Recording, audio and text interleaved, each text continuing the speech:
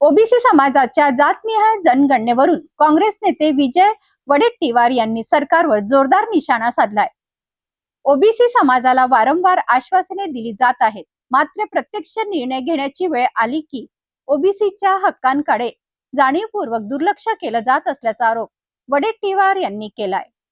आगामी जनगणनेच्या राजपत्रातही ओबीसी साठी स्वतंत्र कॉलम ठेवण्यात आलेला नसल्याचं सांगत आश्वासन नको, ओबीसीची जातनिहाय जनगणना हवी अशी मागणी त्यांनी केली आहे। नाही, मी यापुढे ज्यावेळेस हे गॅजेट प्रसिद्ध झालं त्यावेळेस ज्या होते त्यामध्ये अनुसूचित जाती आणि अनुसूचित जमाती हे तर कंपल्सरीच आहे, त्यांचा सेन्सस करणं 100% करावाच लागतो, कारण ते यांनी तुमच्या घटनेने ते बांधिलं आहे आणि तशी तरतूद आहे। आमची मागणी होती की ओबीसीची स्वतंत्र जनगणना करावी, ओबीसीची जातनिहाय जनगणना करावी, त्याची जात विचारावी आणि त्याचा कॅटेगरी विचारावी, म्हणजे तो ओबीसी कोण आहे ही संख्या कळावी यासाठी आमचा आग्रह होता, राहुलजींचा आग्रह होता। त्याला घाबरून नरेंद्र मोदींनी घोषणाही केली, पार्लमेंटमध्ये घोषणा केली, बाहेर घोषणा केली की आम्ही जातनिहाय जनगणना करू। पहिल्या टप्प्यामध्ये जनगणना झाली, त्यामध्ये उल्लेख नव्हता।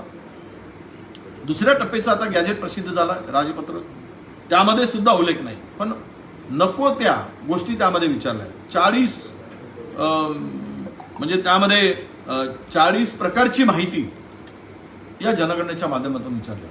याचा अर्थ असा आहे की सरकारला सगळा डेटा पाहिजे, या डेटाचा दुरुपयोग करायचा आहे, नको त्या गोष्टी करायच्या आहेत। आणि म्हणून तुम्हाला जर जात जनगणनाच करायची आहे तर त्यामध्ये अनेक गोष्टी ज्याचा संबंधच नाही, तो कुठे गेला होता, कुठे आला होता, कोणत्या घरात राहत होता, आहे तिथे तो आहे, हा तो राष्ट्रीय त्याचं भारतीय आहे की नाही, तो भारतातला नागरिक आहे की नाही, नागरिकत्व त्याचा काही दोष आहे का हे पाहणं। पण त्यामध्ये सगळ्या या लंब्या गोष्टी, एका घरात जर 5 सदस्य असतील आणि त्यांची माहिती गोळा करायची असेल तर मला वाटतं की सेन्सससाठी जाणारा जो माणूस आहे, याची जनगणना करणार, त्याला एका घरामध्ये 2 तास लागतील जर ही माहिती ज्या पद्धतीनं मागितली आहे ती बघता। आणि यातून सरकारचा उद्देश हा केवळ जनगणना करून लोकांना लोकसंख्या भारतातली कळावी आणि पुढचे जे काही सरकारच्या योजना आहेत त्यासाठी त्याचा उपयोग होईल असं जर वाटत असेल तर मला वाटतं त्यामध्ये मग ओबीसीचा कॉलम का नाही, ओबीसीचा कॉलम नाही, ओबीसी बोलूनही फसवणूक करण्याचं काम झालं।